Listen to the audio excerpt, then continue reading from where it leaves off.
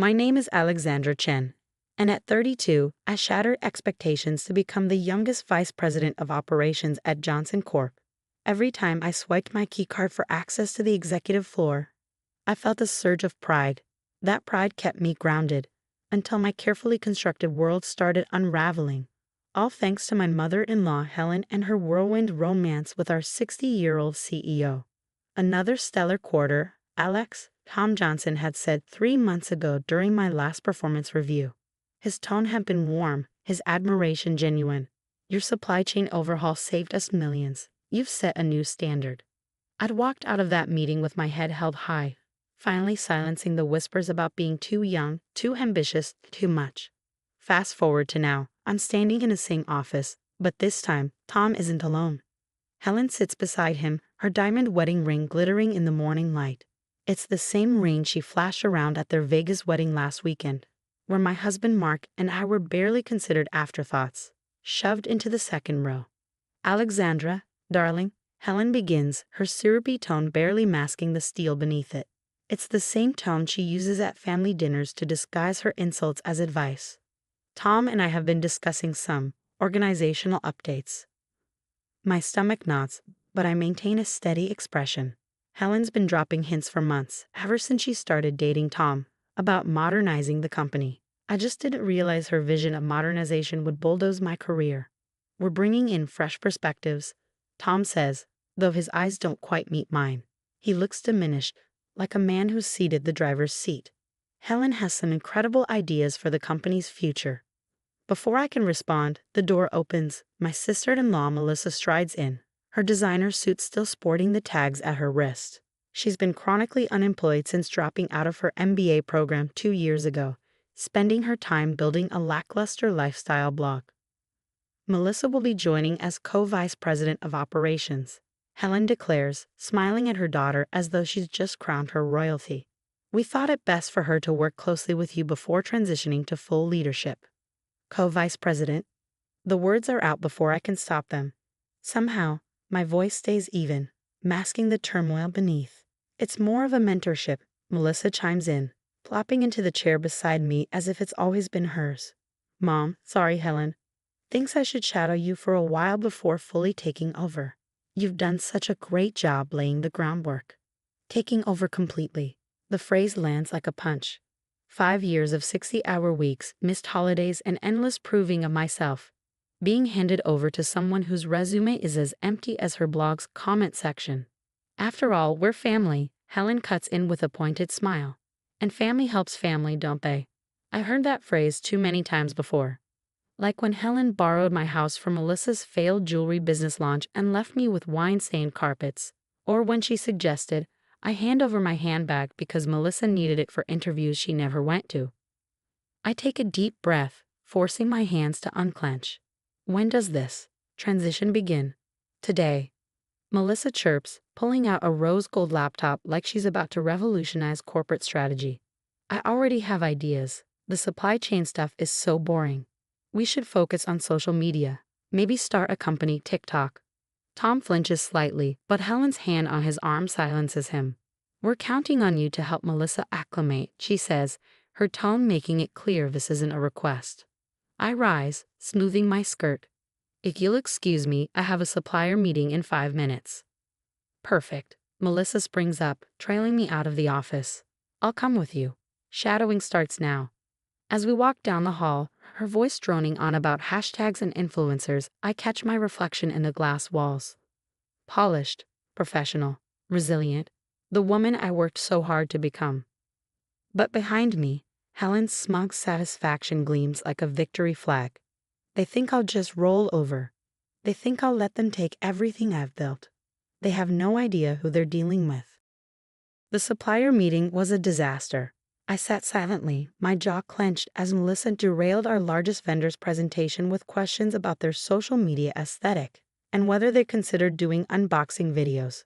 Mr. Chen, our most reliable supplier and a partner I'd worked with for 3 years to streamline our Asian manufacturing operations, kept throwing me uneasy glances. Perhaps we should return to the key 3 projections, I interjected, trying to salvage the meeting. But Melissa cut me off. Actually, I have a great idea, she chirped, twirling a strand of hair. Why don't we ditch all these big suppliers and move production to those cute little artisans I follow on Instagram? Think of the content. After the meeting, Mr. Chen pulled me aside. Ms. Chen, he said quietly, his face clouded with concern. Is everything all right? These changes seem unusual. I forced a smile, swallowing my frustration. Just a temporary adjustment. Don't worry, I'll take care of it. Back in my office, now a shared space thanks to Melissa, I found her perched at the conference table, which was now decorated with a massive rose gold Boss Babe sign. I resisted the urge to throw it out the window and instead started documenting everything. Every unprofessional comment, every botched decision, every potential policy violation. Alexandra, Melissa burst in, waving her phone excitedly. Mom just texted, "We're having a special executive dinner tonight at La Maison. Tom's announcing my promotion to the board." My stomach dropped. "Promotion? You've been here for 1 day." "Well, yeah," she said, as though it were obvious. "But Mom says I'm ready for more responsibility. This operations stuff is super basic anyway. Anyone could do it." I thought of the years I'd spent getting my MBA while working full-time, the sleepless nights spent fine-tuning supply chain models, and the painstaking relationships I'd built with our suppliers. That evening, I walked into La Maison to find the executive team gathered around Helen, who sat at the head of the table like a queen holding court. Tom was beside her, his discomfort visible in the tight set of his jaw. "Alexandra, darling," Helen called out, her voice dripping with condescension. "We were just talking about Melissa's brilliant idea to restructure our supply chain. Isn't she remarkable?" I kept my tone even. "Restructure?" I wasn't aware of any plans to restructure. "Oh, don't worry about it," Melissa said breezily, waving a hand. "I've got it all figured out. We'll cancel those boring overseas contracts and work with local influencers instead. Imagine the Instagram engagement. Those contracts account for millions in inventory and binding legal obligations," pointed out. "Breaking them could bankrupt the company." Helen's smile tightened. "Now, Alexandra, don't be difficult. Melissa's ideas are fresh and forward-thinking. Sometimes the old ways need to change." I noticed a few board members exchanging worried glances. At least not everyone had been fully won over by Helen's charm offensive. Later that night, I found an email from David, our CFO. "Can we meet privately? Concerns about recent developments." The next morning, I met David in the corporate gym, one of the few places I knew Helen and Melissa would never set foot. "This is bad, Alex," he said, wiping sweat from his brow between sets. "Helen's already pushed through changes without board approval. Melissa's overseeing 3 major accounts, and today's trading numbers look troubling." I showed him my growing stack of documentation. "This isn't just about me anymore. They're jeopardizing the company's future." "Keep gathering evidence," David advised. "But watch your back." Sarah from legal tried to push back on the contract violations. She was fired this morning. Back in my office, I heard Melissa on a conference call with our biggest client. "Oh no, we're completely changing direction," she said, her voice oozing confidence. "Alexandra's outdated strategies are out. We're going for a younger, millennial-friendly vibe now." I froze as I watched our stock price drop 3% in real time. When I tried to intervene, Helen appeared, as though summoned by my frustration. "Alexandra, dear," she said, her voice steely beneath her smile. "Melissa needs room to grow. Why don't you take a few days off? Paid vacation, of course." Moments later, security was escorting me out. Apparently, Helen's idea of a vacation also involved revoking my building access. As I sat in my car, staring at my cracked phone screen, a message from Mark popped up. "Mom says you're causing problems at work. Why can't you just support Melissa?" I gripped the phone so tightly it cracked further. Fine. They wanted me out of the way.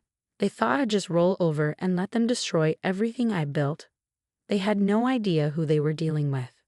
I had 3 days to save my company, and I knew exactly where to start. From my home office, I launched my counterattack. First, I emailed the board members every piece of documentation I collected: screenshots of Melissa's disastrous client calls, charts showing the stock price plummeting, and projections of the catastrophic losses her decisions would cause. Then I called Mr. Chen. "The rumors are true," I confirmed. "They're planning to break our contracts. But I have a proposition for you."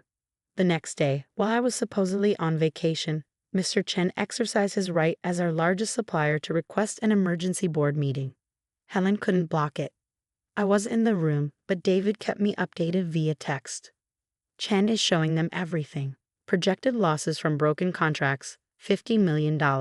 Stock price down 7% since Melissa started. 3 major clients threatening to leave. A few minutes later, Helen trying to dismiss concerns. Board not buying it. Tom finally speaking up. Then, emergency executive session called. Get ready. My phone rang. It was Tom. Alexandra. He sounded older, more tired than I ever heard him. Can you come in? Now? I smiled despite myself. I thought I was on vacation. Security will let you up, he said quietly. Please hurry. Walking into the boardroom felt like stepping into a battlefield after the dust had settled. Helen's face was flushed with rage, Melissa was sobbing, and the board members sat stone-faced around the table. How dare you go behind our backs? Helen spat as soon as she saw me. But Tom raised his hand, cutting her off. Enough, Helen. His voice carried a weight I hadn't heard in years. The board has voted. Your position as president is terminated, effective immediately. You can't do this, Helen shrieked. I'm your wife. And I was a fool to let that cloud my judgment, Tom said evenly. Then he turned to me. Alexandra, the board would like to reinstate you as vice president of operations, with additional oversight of strategic planning. That is, if you're willing. Before I could respond, Melissa leaped to her feet. This isn't fair. I had plans. I was going to make us viral on TikTok. Your plans nearly destroyed this company, one board member snapped. We've lost millions in market value in just 3 days. But I'm family, Melissa wailed. No, I said firmly, my voice cutting through the tension. You're not. Family doesn't try to destroy what others have built. Family doesn't use relationships as weapons. And family certainly doesn't value social media clout over people's livelihoods. I turned back to Tom. I'll accept the position on 2 conditions.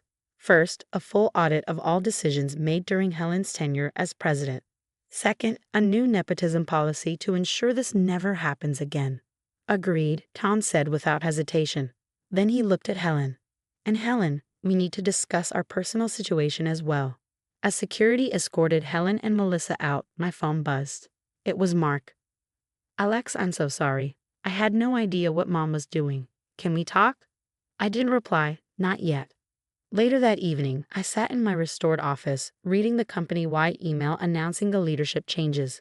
My name was listed, along with my new title. But this wasn't about titles anymore. It was about standing up to those who thought they could bulldoze their way through my hard work, who mistook nepotism for loyalty. A message popped up from Mr. Chen. Glad to have you back, Ms. Chen. Let's discuss that expansion plan you proposed last month. I looked out the window at the city skyline, reflecting on everything that had happened. About power, family, and the true meaning of loyalty. Helen and Melissa had tried to weaponize family ties against me, but they'd forgotten something crucial. Real success isn't inherited, manipulated, or stolen. It's earned. The stock rebounded the next day, jumping 10% on news of the leadership changes. I had my team back, my position back, and most importantly, my dignity. As for Helen and Melissa, last I heard, they were planning to start a mother-daughter influencer account. Sometimes the best revenge isn't just succeeding. It's succeeding so spectacularly that those who tried to tear you down are forced to watch from the sidelines powerless. The next time someone tells me, family helps family, I'll remember this. Real family lifts each other up. They don't tear each other down. And sometimes the most professional response to unprofessional behavior is simply being better than they ever thought you could be.